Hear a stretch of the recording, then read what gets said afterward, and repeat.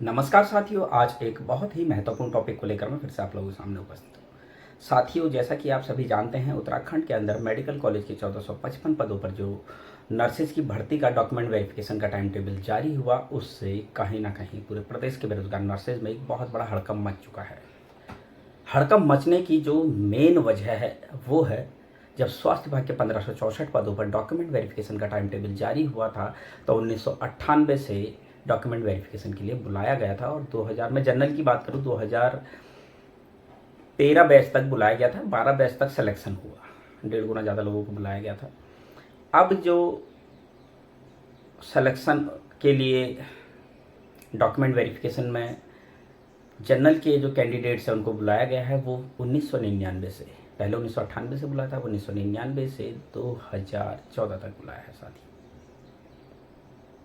अब सोचने वाला सवाल ये है, इतने सारे लोग अचानक बीच में आए कहाँ से? ये बहुत बड़ा सवाल है।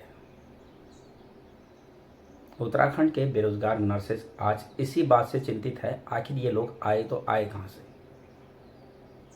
हर कोई एक अलग अनुमान लगा रहा है। कोई बोल रहे हैं हो सकता है सीनियर्स ने अप्लाई कर लिया हो, कोई बोल रहा है हो सकता है बाहरी राज्यों के लोगों ने अप्लाई कर लिया हो, बहुत सारे लोग बोल रहे हैं कि ज़्यादा से ज़्यादा संभावनाएं सीनियर्स की अप्लाई करने की है।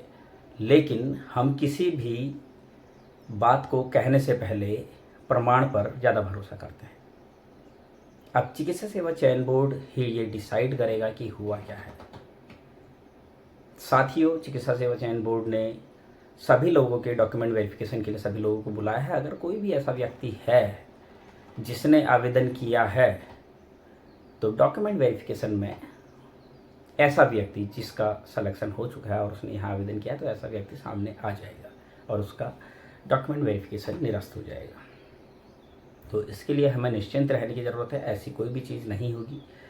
लेकिन सबसे बड़ा सवाल मैं फिर से कह रहा हूँ यही उठ रहा है, आखिर ये लोग आए कहाँ से? ये बहुत बड़ा सवाल है साथियों, और इस पर हमें विचार करना चाहिए कि ये लोग आए कहाँ से हैं और कौन लोग हैं। क्या इनके पास जितने भी डॉक्यूमेंट्स हैं वो बिल्कुल लीगल हैं?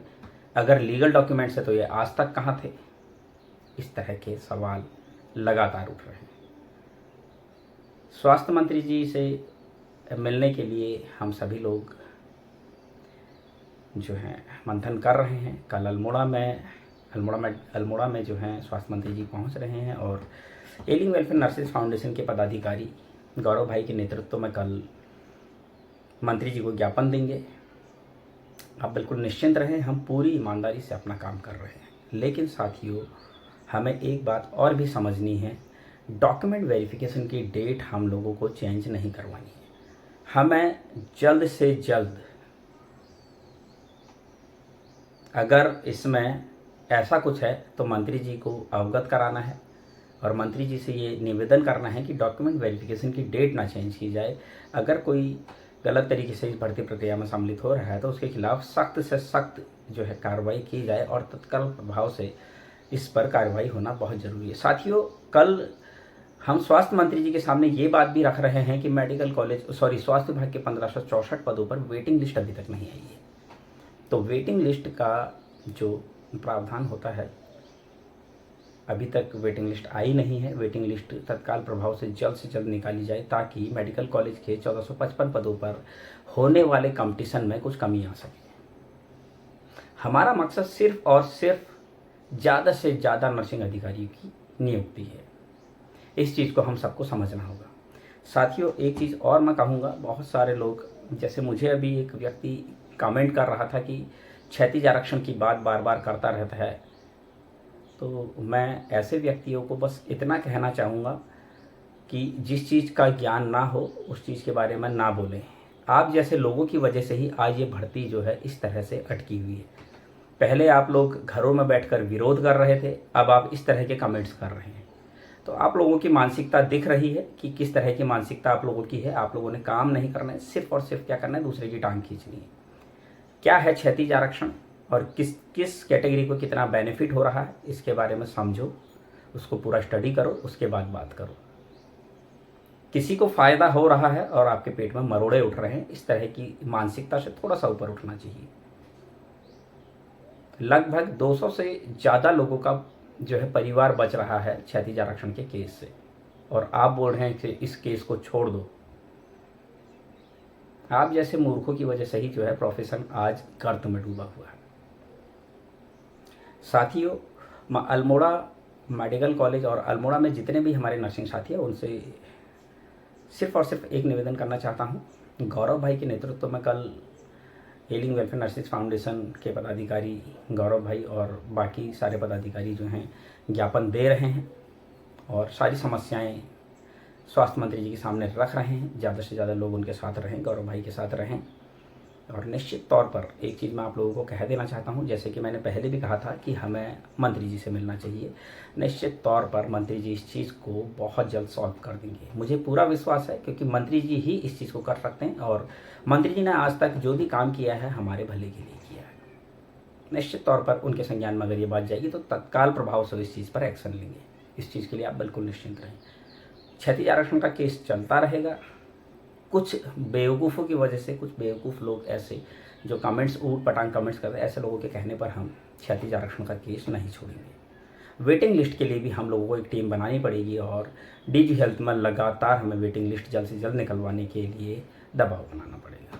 तो साथियों, उम्मीद करता हूँ आप सभी लोग मेरी बातों से सहमत होंगे और आप सभी लोग हर तरीके से आगे आकर बढ़ चढ़ कर इस भर्ती प्रक्रिया को पूरी ईमानदारी से करवाने में अपना सहयोग प्रदान करेंगे। साथियों, क्षैतिज आरक्षण के केस के लिए मैंने जैसा कि आप लोगों को कहा था, फाइनेंशियली आप लोग सभी लोग सपोर्ट करें। कुछ लोग हमें सपोर्ट करने लगे हैं, लेकिन बाकी लोगों को कोई फ़र्क नहीं पड़ता है कि ये भर्ती होती है नहीं होती है, हमारा सिलेक्शन होता है नहीं होता है, किसी को कोई मतलब नहीं है। थोड़ा सा आप लोग जागरूक होइए, थोड़ा सा आप लोग समझिए कि क्या चल रहा है, बहुत ज़रूरी है। अगर आज केस छोड़ देंगे, और एक बात मैं आप लोगों को और बताना चाहता हूँ, हम लोग जो क्षैतिज आरक्षण का केस लड़ रहे हैं या फिर अदर स्टेट का केस लड़ रहे हैं, अगर हमारा सिलेक्शन मेडिकल कॉलेज के 1455 पदों पर हो जाता है तो ऐसी स्थिति में अदर स्टेट का केस भी और क्षैतिज आरक्षण का केस भी मजबूरी में हमको बंद करना पड़ेगा।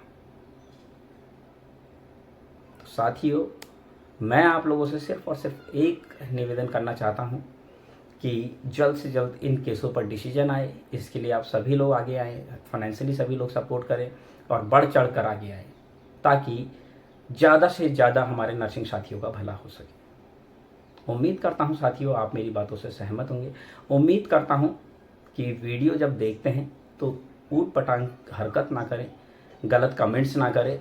जो आपको जानकारी दे रहा है कम से कम उसका मनोबल बढ़ाएं, उसका मनोबल ना तोड़ें। इस तरह की बातें करके, इस तरीके की मानसिकता रखकर आप दिखा रहे हैं कि आप अपने साथ वालों के बारे में कितना अच्छा सोचते हैं। तो इस तरह की हरकत ना करें और पूरी ईमानदारी से ज़्यादा लोगों का सिलेक्शन हो, ऐसा काम करें। साथियों, उम्मीद करता हूँ आज की जानकारी आप लोगों को पसंद आई होगी। आगे भी मैं इसी तरह की जानकारी आप लोगों के लिए लेकर आता रहूँगा। तब तक के लिए धन्यवाद।